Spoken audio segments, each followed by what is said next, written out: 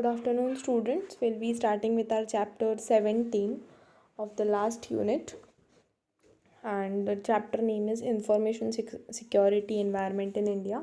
So, there are various components for security which are taken on real time basis and online basis. What are the real time applications which are being used by different sections in the country?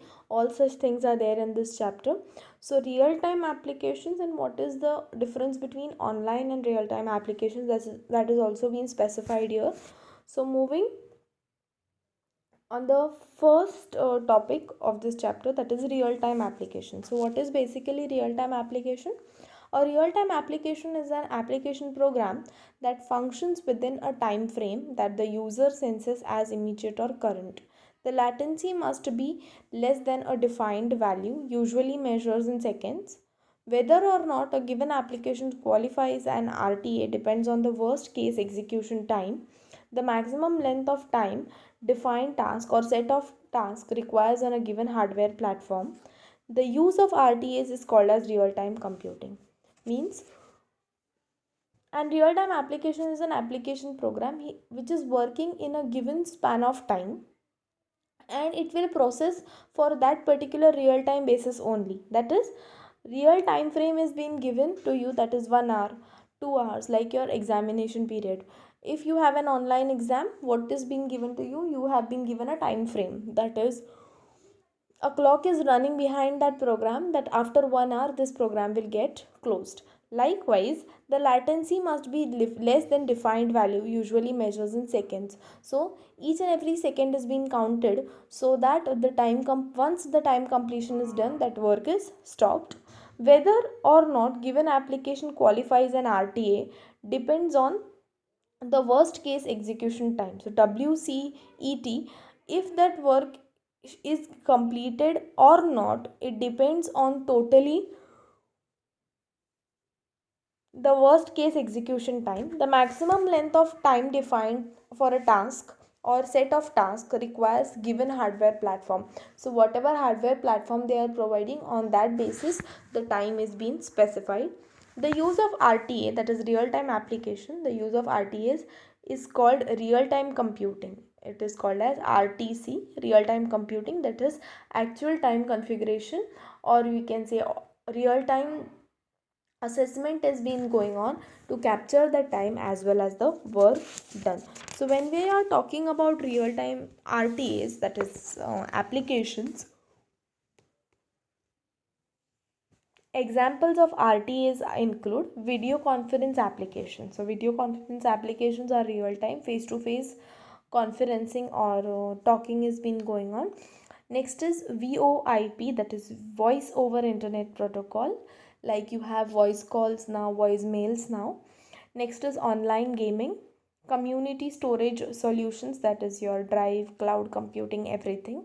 Some e-commerce transactions. E-commerce transaction means when you pay with a card, you get an OTP. That OTP is just for time's sake, that is for 5 minutes or more than that 6 minutes, and after that it will get discarded. You have to ask for a new OTP if you fail to fill that OTP.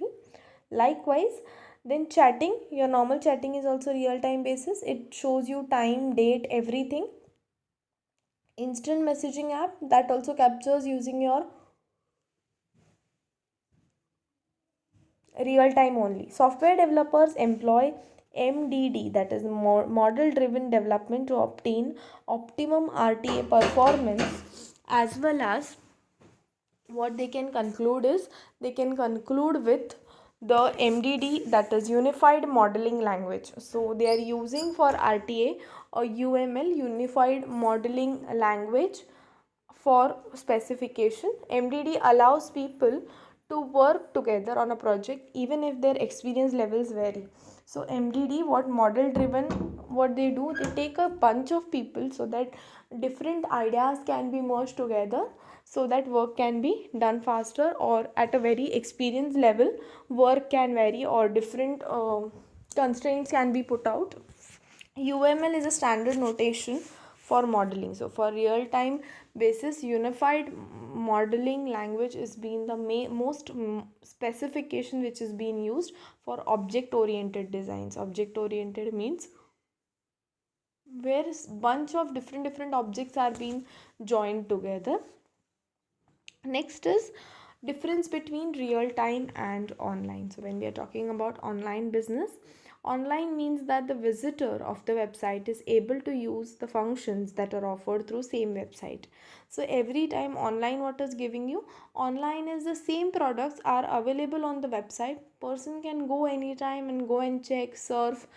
Surfing means browsing the data again and again, adding something to the cart, buying something, again refreshing it, again you can purchase that product. So depending on the products or items in the online website, person can visit and buy. But in real time web environment, it is said to be transactional. So when we are talking about real time websites or real time applications, this will differ because this has some, we can say, conditions or specifications which we have to go through.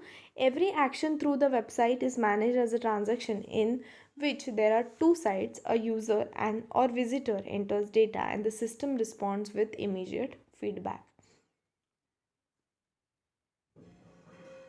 So in real time applications, it's not the same. What happens is there are two sides, a user or a visitor. User means who has logged in, and a visitor who is using it every time but without a proper account is a visitor, and a server who is going to respond for that services. Like, we will take an example of your furniture website. So furniture website nowadays has a functioning of 3D furniture modules. Means if a person wants to buy furniture, he will serve the data from the online website. Once he has some query, he will ask the person, or that is the server, that I have a query, please respond. Once the server gets the notification, it will reply to the customer that yes, what is your query. It will give you all the details, all the framings, everything.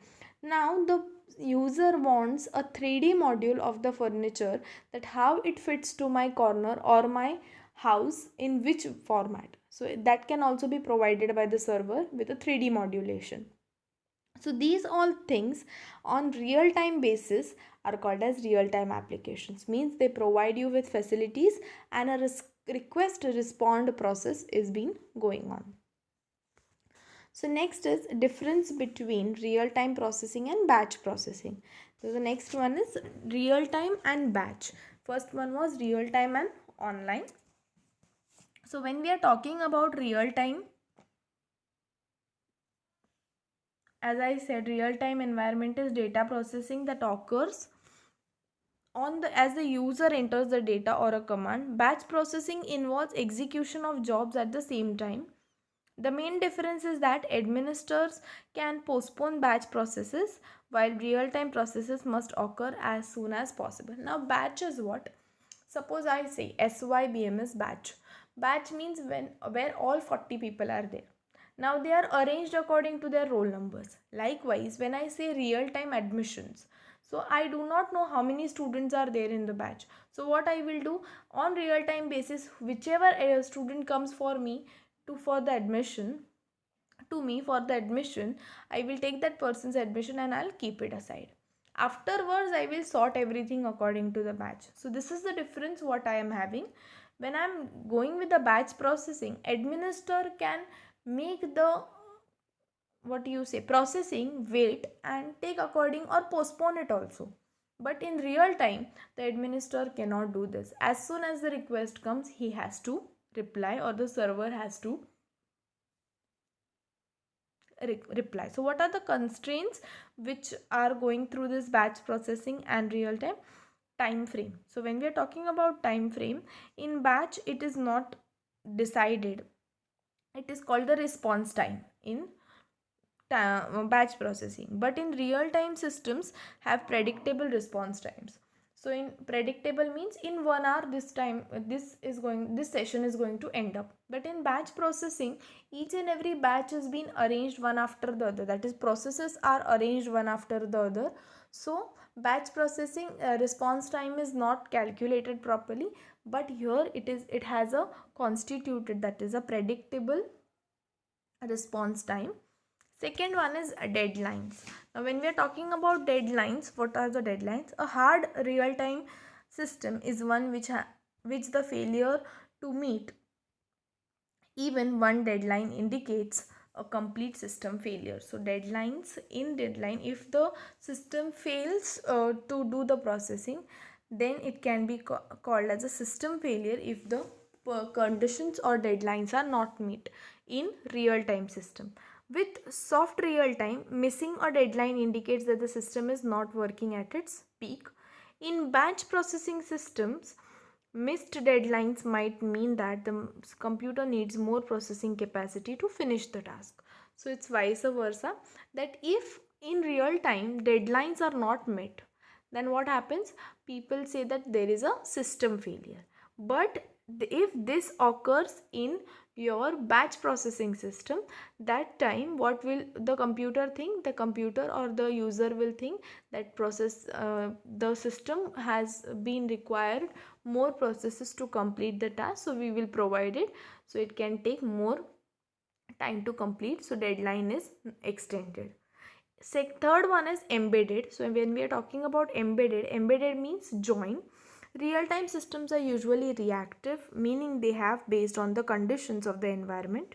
Real time processors are usually embedded. So real time processors are usually embedded with your hardware and your software both.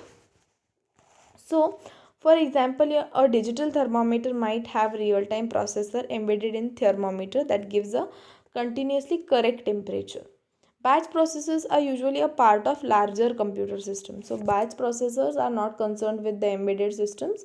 They are a part of larger computer systems. There is no combination of hardware and software in batch processing, whereas real-time systems are always embedded with some functionalities of hardware and software devices. So it consists embedded systems. Next is predictability versus flexibility. So when we are talking about real-time systems have specific and predictable outputs. Yes, obviously when I'm saying I will log in, obviously in time span I will log in. If they give me a time of 1 hour, I have to complete my exam paper online in 1 hour. I will complete that paper in 1 hour because the time constraint which I have is 1 hour. I know that in my mind. But in the batch processing, this is not the constraint. Batch processing is once it is done, it is done. If not, it will wait and complete its task. So administrators can usually adjust batch processes to serve different purposes. So flexibility is there in batch processing, whereas predictability is there in real-time processing. Next is postponing. Real-time processes cannot be postponed, whereas batch processes can be postponed and kept in processing the task. Outside computing, batch processing also occurs outside computers. So batch processing can be done on outside computers also. Instead of sending a bill to a customer every time the customer pays us for a service, the company might send a bill every month so that the company does not have to spend so much on the postage. So every batch processing, once the notifications are given, it can do outside computing as well. Real time processing usually only refers to computers and microcontrollers, means they do not prefer outside data. They will be totally dependent on the computers and microcontrollers. Next is real time in Indian Railways. So real time constraint is a very important part in your railways, airways, your online transactions, everywhere, and security maintenance is also one important part. So real time train information system, that is RTIS, for Indian Railways is Rail Radar, NTES app, live station, train schedule, cancelled trains, diverted trains, rescheduled trains, IRCTC app. So what is Rail Radar? Now Rail Radar is one launched by Indian Railways, an application which allows trains to be tracked in real time. Rail Radar is a visual way to showing status of trains. Uses Google Maps platform to deliver timings, locations, stations, routes, and schedules of more than 6,500 trains on a real time basis. So nowadays you have many applications on which you can go for real time train ticket booking. You can go for uh, emap, that is indicator, m indicator you have, that is giving you the train timings, train schedules, which trains are cancelled, and that is for western railway, your Konkan Railway, whichever railways you wish to, they can go for any Harbour Railways, Central Railways, everywhere. So these rail radar, different applications are built for checking the time, location, schedule, cancellations, everything. NTES app, that is the next one. NTES app is used for, NTES stands for National Train Inquiry System app, offer users with real-time status of trains running in the country along with other features including. So there are a lot of functions in your NTES app. NTES app gives you a worldwide, you can say countrywide, I'm sorry, it's not worldwide, it's countrywide, whichever trains are running in whichever regions, they give you a specific path. So what do they give you? A spot your train, on which track it is, which platform it is going to come, how is it running, is it running 5 minutes late or not, live station on whichever station it is. Suppose you are standing at Andheri station, and prior to Andheri station, after two stations there is Bandra.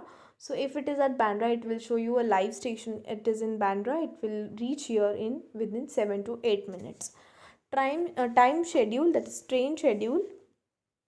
Train schedule is particular status of running, how stoppages it is going to take, is it going to stop for 2 minutes on Andheri station, is it going to stop for half minute on Andheri station, how much time does it take from Andheri to Borivali to reach, that is 12 minutes. That is just a time frame which has been taken out so that the train schedules can be described. Next is cancelled trains. If on real time, if there is certain urgency or occurred, so that time trains get cancelled. If there is a issue in the track, what do you say, development, so that time also, if there is some renovation going on or reconstruction is going on, that time trains get cancelled. So cancellation trains can also be seen through NTES app. Rescheduled trains, instead of some trains which are cancelled, if any of the extra trains are being left for it, so that are also being rescheduled, trains are also being shown on that apps. IRCTC app, so everyone must be knowing about this IRCTC app, but giving you a description. IRCTC app provides platform to book tickets real time. The application has features like 24 by 7 service with no time based checks, synchronization of mobile app with NGET, that is next generation e-ticketing, for ticket booking, simple and easier interface, and supports general, ladies, Tatkal, premium Tatkal quota. So this is where you can go countrywide with the help of IRCTC. You can book the tickets, you can cancel the tickets, you can take the tickets whichever you want. That is, Tatkal is time being you're booking the ticket, and if you're not feeling like to move, you can cancel that ticket and you get the amount. Or if you have a separate quota, if the train has a separate quota for ladies, you can book for ladies ticket bookings. So all these e-ticket booking process is done through IRCTC. The new application supports features like advanced security for self-assigned PIN. You require a personal identification number also for IRCTC to be logged in. You can pay the ticket amount using credit cards, debit cards, banking. You can use wallets like Paytm, UPay, GPay, everywhere. So IRCTC app is a new generation app, as we can say. Next is online payment security. When we are talking about online payment security, what are the constraints which are have come with the online payment security?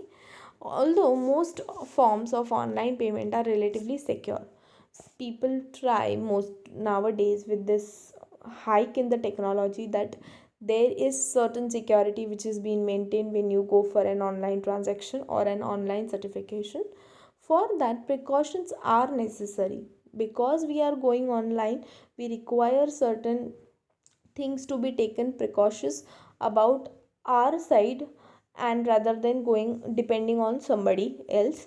And that is why it is so important to understand the fundamentals of keeping online payment secure. So it's very important, even if you are going for 1 rupee also, see to it that you pay 1 rupee with a proper security, so further whenever you are doing a high amount payment, you will not be cautious because of it. So here are some important options that can keep both you and your customers safe for online payment transaction from the server side or from the user side. These are some what you say options which you can keep from your side for a safe login, or we can say for a safe transaction to take place. And for that, the first one is PCI compliance. PCI compliance is payment card industry compliant. So every card which is being registered to your RBI should be only used. The Payment Card Industry Security Standards Council was formed in 2006 to regulate major payment brands, help merchants to keep their customers financially data safe. So why these cards are being given? You have been given a registered OTP, CVV, a different card number, data security, everything to maintain the security of your payments which you do online. Then they have given implementing 12 security requirements. This constraint is taken for a propagative to increase or maximize information security of the customers. As well, PCI also looks towards it has a council also which works with merchants to provide education about online safety, and it will take necessary steps to maximize your website safety. Why do we prefer some known websites only? Because they are more secure, it is used worldwide, so people prefer more and more safety. Whichever application it gives you, people try to prefer that. As well, second one is data encryption. Now what is encryption? Encryption is a format in which a person can uh, we can say it's in non-readable format. It converts data into such a non-readable format, the other person who is trying to achieve your data cannot read it. So data encryption, another way to enhance security is to utilize encryption technology to make sure private financial information remains private. This technology confirms that the website your business uses for transactions are a part of valid organization and have legitimate operators. So they have a very secure operator, and your data is not going anywhere because of the encryption process. Then they have cracking of password, hacking, all these things are there, but rather going in a problem, what we can do is we can go for a secure application only for payment. Next is safe login screen. When customers sign in to access their accounts, its critical login system is as secure as possible. So critical login system means whenever they are asking you for passwords and logins, please go through that processes only, because they are more safer than rather than going into a problem. Otherwise, you can make it dangerously easy for hackers and infiltrate and gain access to your sensitive information. So without passwords and logins, if you go to secure the data, that is not possible. Hackers can easily hack your data. Updated operating systems. It is also a smart way to stay current with all security updates that are available for your business network for or computers. So current updations are always good when you work online, because hackers are always coming up with some new and new ideas for intruding or for accessing your data. So once you get updated with some or the other problem which the company is providing you, an updation is there is a some issue or error, and now when you want to solve that error, the company gives you an updation in your application, so that if you do, the problems will not occur. Security assessment. Security, finally, a thorough assessment of your payment system from a company like security metrics should tie up at loose ends. This company is somewhat similar to the analysis that the PCI will perform, but it is bit more exhaustive in their approach. So security assessment is a very exhaustive thing because each and every thing they have to check on the basis of customers data. So security assessment is the last task which a company does when they run a online website. Next is real time business intelligence. Now what is business intelligence? I say I have a robot and it is working according to my needs. Means I am taking out a business in an intelligent way, how I can do human work from a machine. So business intelligence is somewhat like that. I have just given you an idea. We'll read what is there in the book. Real time business is an approach. Intelligence is an approach to do data analytics that enable business users to get up to the minute data by directly accessing operational functions or feeding business transactions into a real time data warehouse. So what they can do is they can use real time applications up to the minute so that they can solve the problems of the late getting the data late, or we can say delay in your logins and everything. Transactions into real time data are done from the data warehouse, that is wherever the data is generated, and business intelligence system, that is BI. The technologies that can be used to enable real time business include data virtualization, data federation, enterprise information integration, enterprise application integration, and service oriented architecture. So, these are the things which are collaborated together so that business intelligence can be taken out. Complex event processing tools can be used to analyze data streams in real time and either trigger automated actions or alert workers to patterns and trends. So these are all the things which are taken into consideration when they work on business intelligence.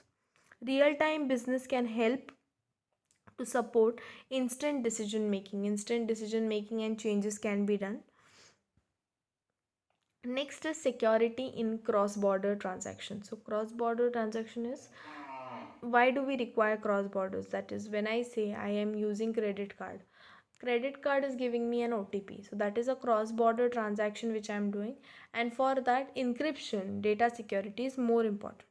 So EMV cards are being rolled out with an embedded microchip for added security. So if I am using a card, they have given me an enrolled black color chip which is inside that. So black color strip is there enrolled on it, inside which they have a microchip which is being accessed actually by the machine when you swipe for a person's details. Next is point to point encryption is most tightly defined form of payment encryption. So point to point encryption is also most important security constraint which should be taken out into consideration when we are talking about security constraints. Tokenization means tokenization increases the security of transactions made online and in stores. That is, if I say online, I am giving you a number 5, so you have to wait till the number 5 comes. So each and every batch of data can be arranged for customer satisfaction and for online business as well. Next is 3D secure. Why do you require 3D secure? Nowadays you have everything into 3D world. You can have scanning of your eyes, you can have scanning of your face, you have scanning of your fingerprints. So this is all done for high risk, if there is there, for giving a secure risk higher shopping card abandonment. And 3D secure adds a level of user authentication. User is authenticated properly by requiring the customer to enter passcode or biometric data in addition to payment data to complete a transaction. So biometric is being given, face detection is being given for giving a secure online payment service. So with this we have completed our chapter 17. 3 more chapters are remaining which I'll be completing till Thursday, and then our syllabus will be completed. Thank you.